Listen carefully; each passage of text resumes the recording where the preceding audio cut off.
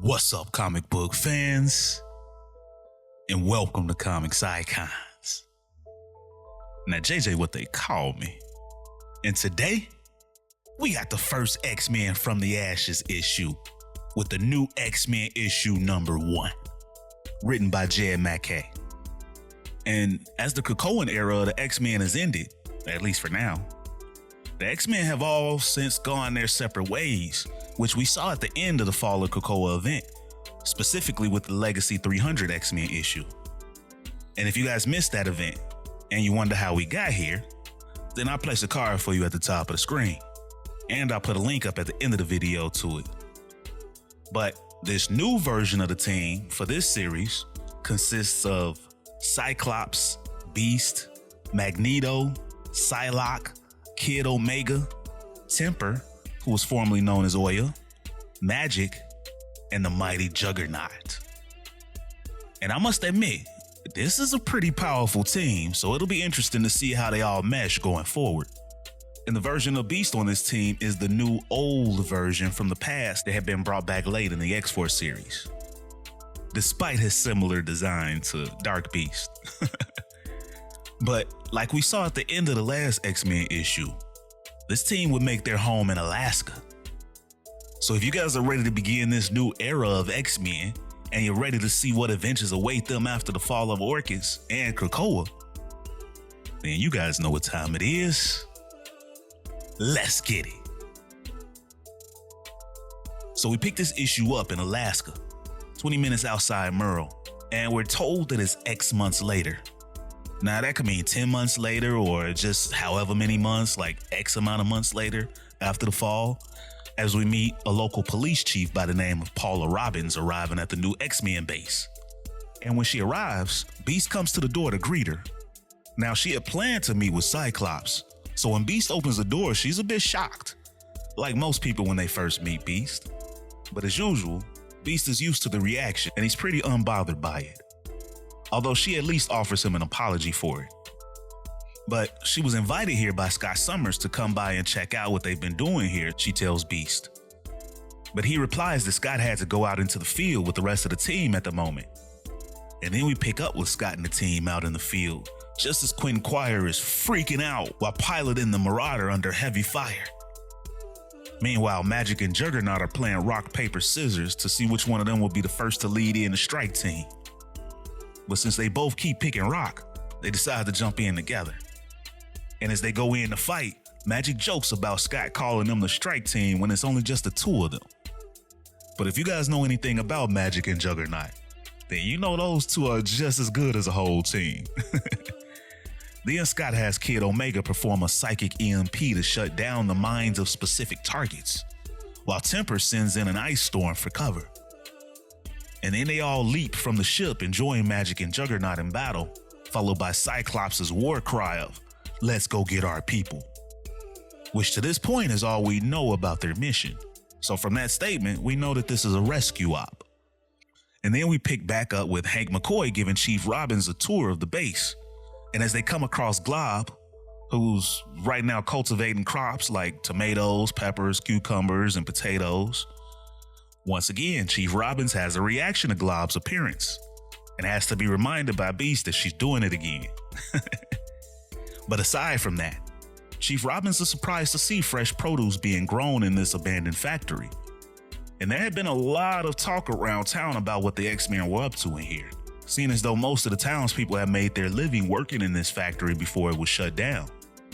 And times have been hard on these people since they lost these manufacturing jobs, which is a sentiment that Beast can understand, although he does find it a bit disingenuous wordplay calling it manufacturing, as we find out that this is a factory where they built the Sentinels. And then we go back to the field with Scott's team, as we see these leftover Orchis-suited agents operating on a awake and imprisoned Wolverine, who recognizes the sound of the battle outside and knows that the X-Men are here to rescue him. Now these agents are confused as to how anybody knew Wolverine was here because he was scanned for transponders, and he's no psychic. But Wolverine pretty much laughs off that notion because between all of the psychic mutants he knows, he doesn't have to be psychic. He's just been thinking really loudly since he was captured, and it appears that somebody finally picked up the call. Meanwhile, we see Psylocke and Kid Omega pull out a map of the facility from the mind of one of the agents, and then psychically feed it to the rest of the team. And then I like how they use Kid Omega's ignorance to fill in the readers on what's happening here when he asks why the Orchis agents are wearing their X on their uniforms. And while Psylocke goes off to find Wolverine, the rest of the team catches Kid Omega up on what was briefed for the mission. That this Orchis remnant is called Fourth School. And after the AI betrayed the humans in Orchis, Fourth School began to pop up and spread through what was left over.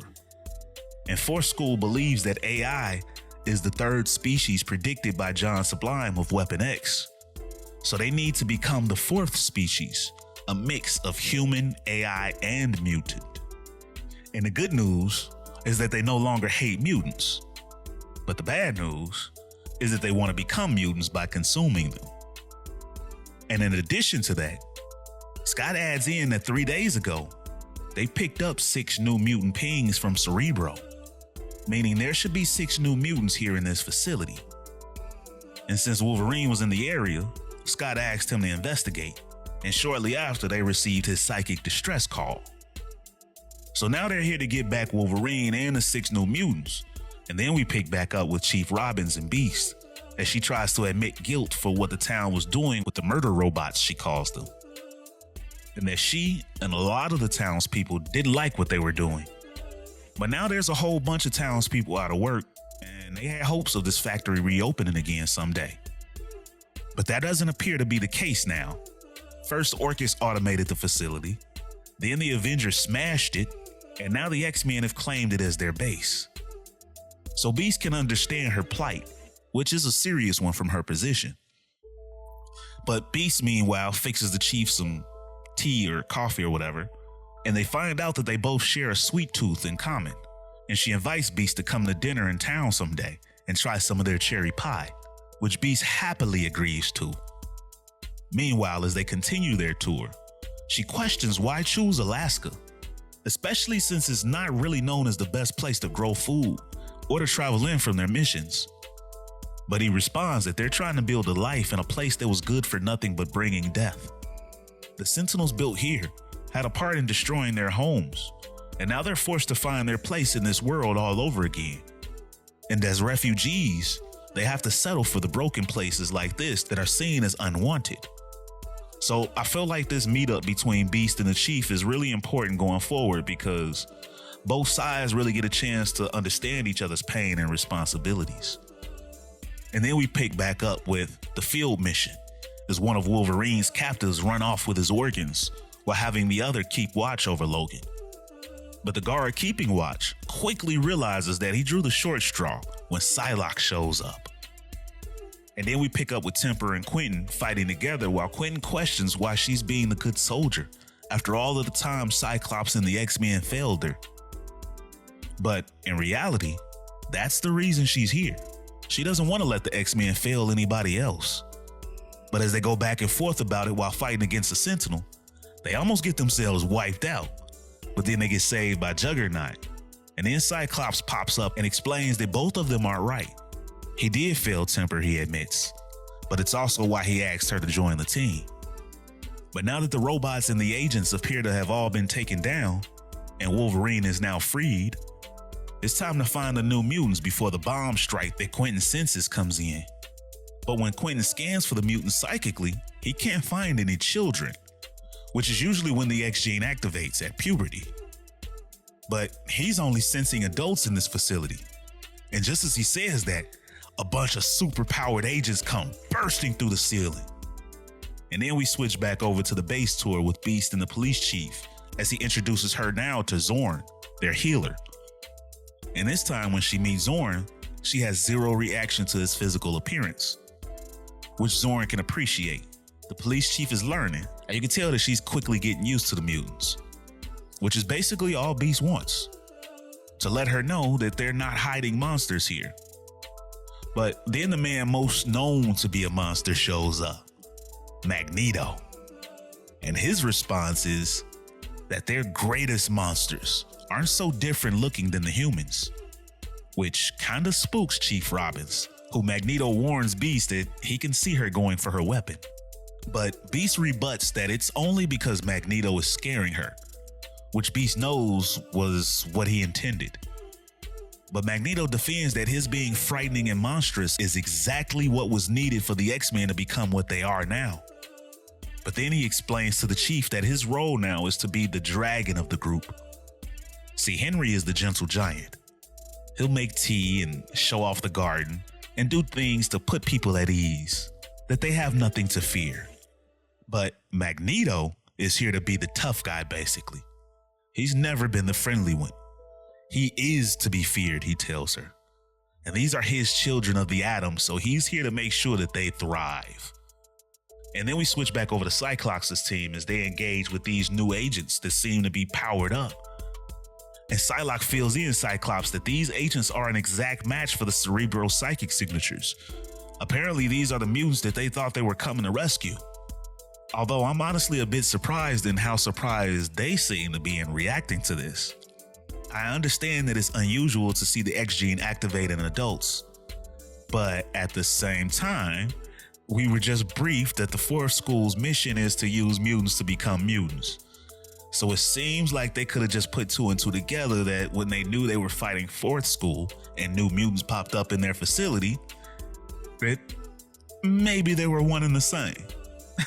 But who am I, right? Regardless, these guys are all in disbelief right now. The 6 X genes activated at the same time in fully grown adults. But these agents now are officially mutants, which Kid Omega acknowledges with another psychic scan. As one seems to be a speedster that dodges Wolverine's swipe attempts, and another is hitting Kid Omega back with some psychic feedback, it seems like. And then another one just took a punch to the chest from Juggernaut and is still standing there to taunt him. He must have a power over weight density or something like that, because it looks like he's able to weigh down Magic's sword too, so she can't hold it up. But even though these guys are now mutants, what they don't have is the training that the X-Men have in using their powers, and eventually the X-Men are able to overpower these new mutants. Temper even starts to boil a guy that has water-based powers. That's brutal.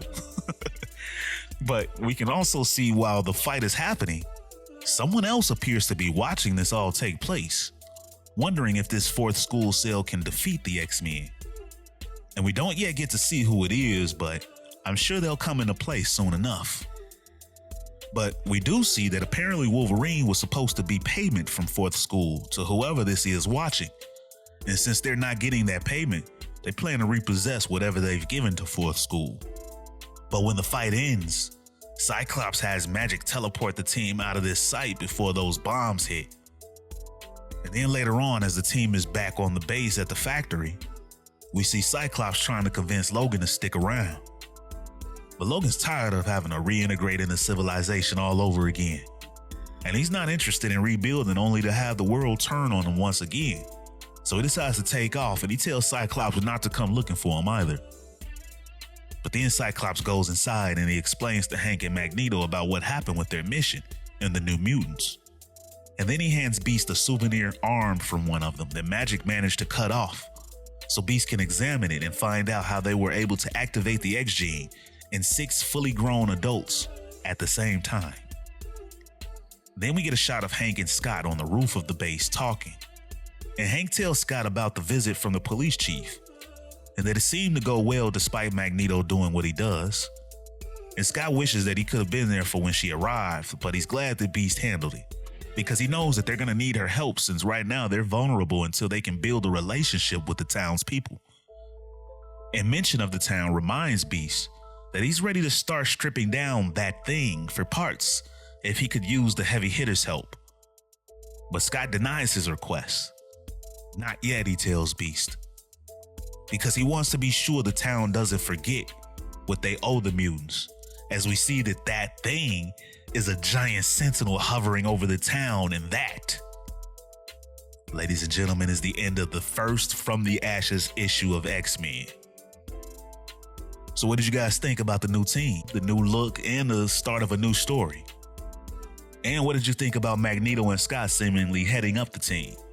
Although I know that Scott is the leader, but let's be honest, nobody leads Magneto. So that's why I mention him as a leader as well.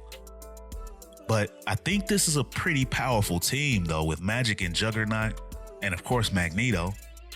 It is a little bit different though, seeing two telepaths on a team together. But I do like Psylocke and Kid Omega, so it should be a pretty fun mix. But who do you guys think that it was that was watching the X-Men fight against Forest School? And do you think that the town will ultimately side with the X-Men, or become a huge problem for them going forward? Especially knowing that they had hoped that the factory would open back up for work, and now it's used as housing for mutants. But you guys know I want to hear all your thoughts and theories on this issue, and how you think it's going to look going forward. And before I end this video, just as a FYI, there's also a QR code at the end of the issue that if you access it, we're given an additional scene. So I would advise you to go ahead and check that out if you're able. It shows more about who this mysterious new group is called 3K that have been watching the X-Men fight. But as always, if you guys enjoyed this video and this channel, and you'd like to support the channel, then you can do so by stopping by the Comics Icon store and grabbing you some of this merchandise, including the background music heard right here in this video available for download. Or by joining the Iconic Fan Club channel membership, and it'll be a link in the description to join. But with your membership, your voice will be heard during our interactive live streams with yours truly, where we could talk about everything that's been going down in these issues, as well as ones that you'd like for me to go over in the future and other comic news. Plus, you guys will get loyalty badges, member shout-outs, and up to 20% off of Comics Icon's merchandise from the Comics Icon store. And we've got tiers to the memberships as well, beginning at just 99 cents. Or you guys can donate to the channel with a super thanks. And if you're not able to do any of those, then you can still be a help to this channel's future tremendously by dropping a like, share, and subscribing to Comics Icons for more icons in the comic book world. But ladies and gentlemen, it's about that time. I'm out. Peace.